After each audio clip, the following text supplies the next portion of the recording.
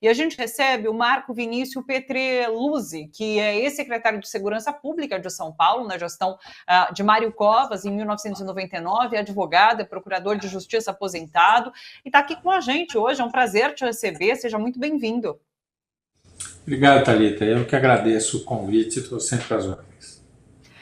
Marco, acho que a gente pode começar falando um pouquinho sobre as principais dificuldades quando falamos sobre segurança pública em São Paulo. Queria te ouvir assim de uma maneira mais ampliada para começar a nossa conversa, porque a gente sabe que segurança pública mexe muito, né, com os sentimentos do eleitor, com os debates eleitorais. Então, queria te ouvir primeiramente, assim, quais são as questões chaves em São Paulo quando a gente fala em melhorar a segurança pública na cidade, na capital paulista? Thalita, São Paulo tem uma situação curiosa, né? Se você for examinar todos os índices que compõem a questão da segurança pública, que são vários, talvez São Paulo seja a grande cidade da América do Sul que tem a melhor situação de segurança pública, né? Número de homicídios, tudo. Né? Qualquer ótica que você for olhar, São Paulo vem desde o início dos anos 2000, lá no fim de 99, estava melhorando muito. Porém, segurança pública ela não é só número. Não adianta você discutir segurança pública em cima de números. Sim. Você tem que discutir sensações, né? E hoje em São Paulo você tem uma grande sensação de insegurança motivada por um crime que nem é um grande crime do ponto de vista da gravidade, etc., que é o furto de celular, mas que apavora as pessoas, né? Aliado a isso, você tem uma outra questão que é o morador de rua. O morador de rua não é responsável por nenhum grande problema de segurança pública, mas ele aumentou muito nas grandes cidades, isso evidentemente no mundo todo, em São Paulo também. Nós temos um problema de droga, Cracolândia, que é uma ferida aberta na cidade e que existem também em outras grandes cidades. Então nós temos problemas que são comuns a toda a grande cidade do mundo. E, curiosamente, nós temos aqui em São Paulo uma discussão sobre segurança pública muito pautada em procedimentos internos da polícia, né? Hoje o grande tema de segurança pública em São Paulo é o uso de câmera corporal, né? O atual governo estadual é contra e grande parte das pessoas que estudam segurança pública são a favor. E é sempre bom lembrar, a câmera corporal, a ideia da câmera corporal, ela surge de dentro das polícias. Não é que tem alguma força política que falou seria legal botar câmera corporal, etc. Não. As próprias polícias, dentro das suas estratégias de futuro, entendem que a câmera corporal é uma coisa importante. E nem sempre a gente tem a primeira ideia que isso é para punir o policial que fez coisa errada. Muitas vezes é para justamente garantir o policial que faz a coisa certa e vem acusado de ter feito a coisa errada. Segurança pública é muito complexo, Thalita. É um negócio que envolve saúde pública. Por exemplo, não dá para discutir Cracolândia sem discutir saúde pública. Isso. Né? Enfim, tem uma miríade de coisas.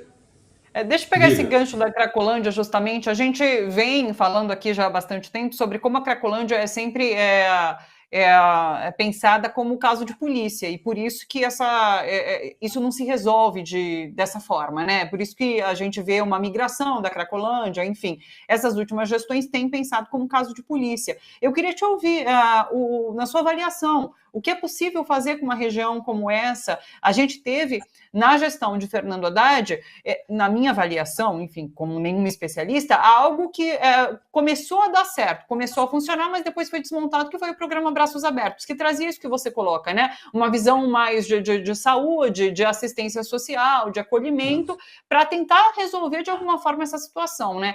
Desde então, a gente tem visto a Cracolândia ser tratada como caso de polícia, não? E veja, ela também é um caso de polícia, mas ela é muito mais uma questão de assistência social e saúde, principalmente saúde, do que de polícia. Mas na medida em que ela gera insegurança, ela também é uma questão de polícia. E aí a gente tem discutido, tivemos até um evento muito interessante na PUC discutindo a questão democracia e segurança pública, onde nós tratamos um pouco disso, né? Há uma aparente contradição entre você ter uma segurança pública, uma polícia forte, eficaz, e o respeito aos direitos humanos. E isso permeia a discussão, né? A ponto da gente até ter lembrado lá de épocas em que candidatos da esquerda democrática e tal defendiam rota na rua, que é um negócio que significa a eliminação física das pessoas, porque a rota sempre esteve na rua, nunca deixou de estar na rua. Quando você fala rota na rua, é o seguinte: a rota na rua é dando tiro em bandido, né? Essa é a mensagem que vem quando se propõe isso. Então, assim, uma das coisas que a gente defende é que o Estado tem que agir como Estado, não polícia separadamente dos outros entes do Estado que podem intervir num espaço como a questão da Cracolândia. Então você teria que ter forças-tarefa na qual você tenha à frente delas o pessoal da assistência social e da saúde. E depois, lógico, com o suporte da segurança pública, o suporte das polícias, é fundamental. Agora, é muito difícil, porque no Brasil, Thalita, quando você fala em política de segurança, é aumentar a pena. Agora, nós acabamos de ver uma proposta aumentando a pena do feminicídio. Sim. É uma proposta sem nenhum sentido. É uma proposta mercadológica. Não tem nenhum substrato possível de realidade nessa medida. Como houve épocas que tivemos crimes assim, que tiveram grande repercussão, e aí vem alguém, não, vamos aumentar a pena. Não, vai aumentando a pena, e ao mesmo tempo que você aumenta a pena, você cria mais benefícios, porque senão o sistema penitenciário explode. Hoje no Brasil, para você ter uma ideia, nós temos na tranca por volta de 600 mil pessoas. O número de presos total chega perto de 900 mil, mas esses 300 mil a mais ou estão em regime aberto, ou estão com tornozeleira, etc. Então, nós temos 600 mil pessoas presas. Nós temos, assim, mais ou menos quase 10 maracanãs lotados, hoje em dia, de pessoas presas. Isso custa dinheiro, isso custa esforço, custa inteligência. Isso da forma como está sendo hoje, não tem colaborado para resolver o problema, ao contrário. Então, assim, é difícil a gente dimensionar o quão mal se faz para o debate sobre segurança pública quando se parte para essa visão puramente de aumentar a pena e encarcerar.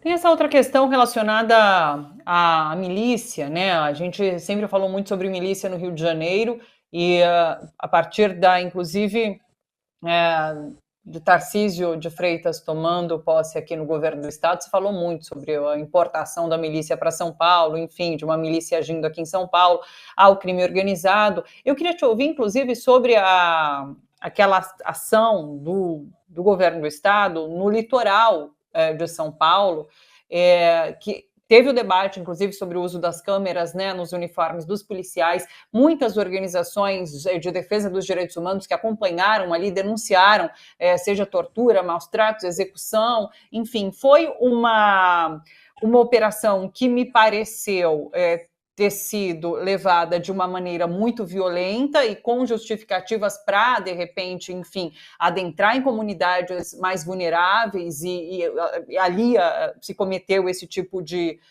denúncias que foram feitas após. E, por um outro lado, o governador do estado comemorou muito nesse momento os resultados dessa operação.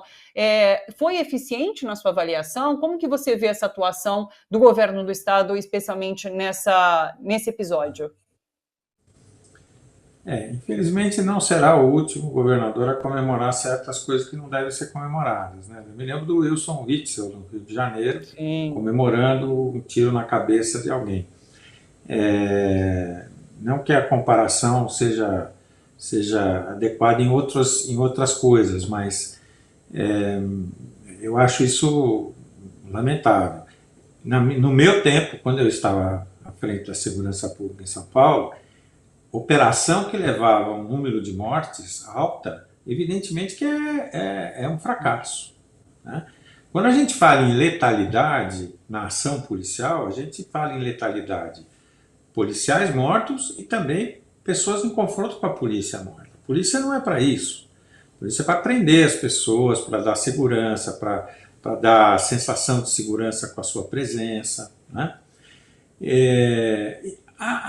Sobre a gestão do governador, o que eu acho é o seguinte: o Rio de Janeiro sempre teve uma situação muito pior que São Paulo na segurança pública. Desde a época do Mário Covas, e o governador de então era o Garotinho, ele gostava de dizer que não, a situação aqui no Rio é muito melhor e tal, mas naquela época não tinha estatística confiável. Eu me lembro de uma coisa engraçada que o governador Covas disse, que naquela época se divulgava o número de homicídios em determinada data, né? E em São Paulo a gente divulgava, no carnaval havia, tipo, sei lá, um número X de homicídio, 15 homicídios, 16, não me lembro agora o número, né? E o Garotinho divulgou que tinha tido meia dúzia, 7 homicídios no carnaval do Rio, e aí perguntaram ao governador Covas, ele falou, não, isso aí foi só no camarote da Brahma. Ele falou, então precisa rever essas coisas. E posteriormente, então, um dos secretários do Rio era dividido um pouco, um dos secretários disse que não, os números naquela época eram chutados, não tinha nenhuma coisa. Mas São Paulo sempre teve mais organização, né?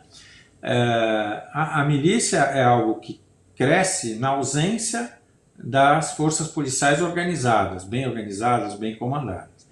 Em São Paulo, isso nunca aconteceu de forma sistêmica. Acontece eventualmente, pode acontecer eventualmente, tem que ser combatido, mas aqui em São Paulo, seja a qualidade da polícia militar, a qualidade da polícia civil, elas são uma certa barreira para que essas coisas aconteçam. Mas o governador, quando assumiu, ele mais ou menos que quis importar a solução do Rio de Janeiro. O Rio de Janeiro fez o seguinte, lá não existe um secretário de segurança, existe o secretário de Polícia Civil e o secretário da Polícia Militar, né? Ele quis fazer isso em São Paulo, foi uma grita danada, até porque aqui a gente há muito tempo fala de integração de ação das polícias e não de separar a ação das polícias, né? E aí ele voltou atrás e colocou na Secretaria da Segurança um ex-policial militar e um delegado de polícia, como secretário adjunto, aliás, muito bom delegado, mas o modelo que ele segue é o modelo de ter uma relação direta com as polícias ou o governador, que eu não acho o melhor. Eu acho que seria importante você ter alguém que cuidasse, o poder civil cuidando do poder armado, né? Sim. A polícia, ela tem, eu costumo dizer sempre isso, ela tem o monopólio do uso moderado da força, mas ela tem que ser controlada. Ela não pode ter autonomia demais. Tem gente que fala, vamos eleger o comandante da PM, eleger o delegado-geral de polícia, não tem cabimento. É a mesma coisa que eleger o comandante do Exército, não pode. Quem está armado tem que estar submetido ao poder civil.